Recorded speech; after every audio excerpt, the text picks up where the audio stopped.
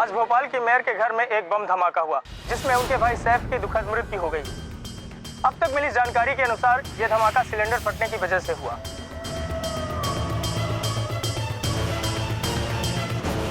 ये जरूर उसी ने किया। सनम जिंदा है।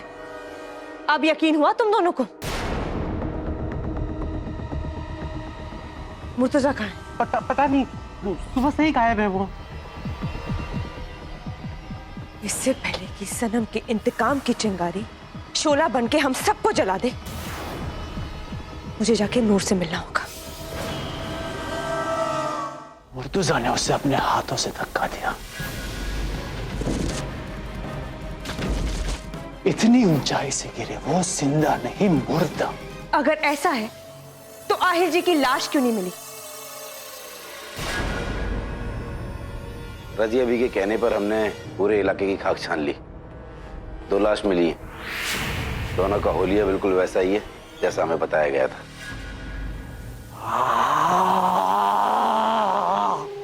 दिल खुश कर दिया तूने। कहा था ना मैंने। मैं कह रही हूं, ये मेरा कोई वहम नहीं है। क्या तुमने दोनों के चेहरे देखे? उन दोनों के चेहरे बुरी तरह से खराब हो गए हैं, पहचानना मुश्किल है। देखा, शायद ऐसा भी तो हो सकता है कि वो हमारे साथ कोई खेल खेल रही हो। इशाद का काम। मैं कह रही हूं ना, वो सनम। मैं कह रही हूं सनम।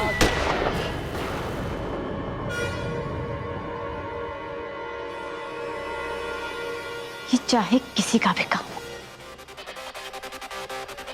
किसी का, मैं उसे छोड़ूंगी नहीं।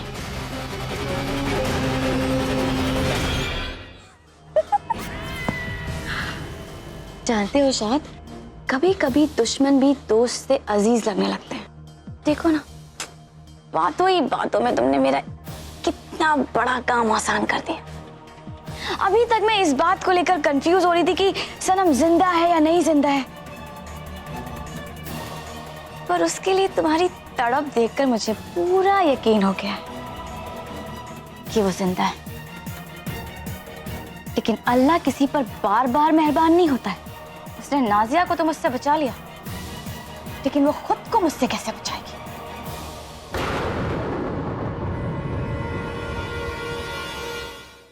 तुम्हारी एक गलती की वजह से मेरी जिंदगी अंगारों की तरह सुलग रही, और तुम यहां मजे कर रहे हो।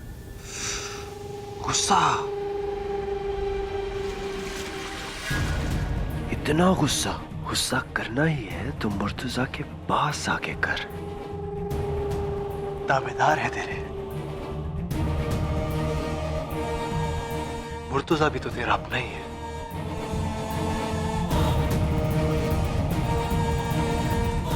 बैठ।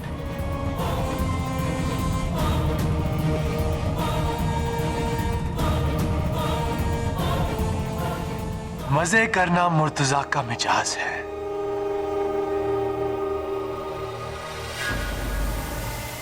जान भी ले तू।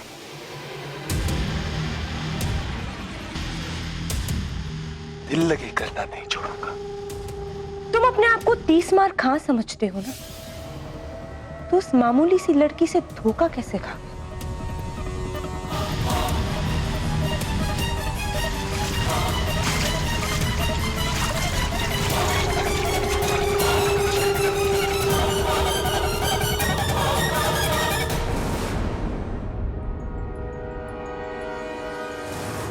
सनम आहिल रजा इब्राहिम अपनी शौहर, अपनी मोहब्बत और अपने अंदर बची हुई सारी खुदाई की कसम खा के ये फैसला करती हूँ कि आज के बाद मेरा हर कदम मेरे और मेरे शौहर के गुनहगारों की मौत की तरफ उठेगा।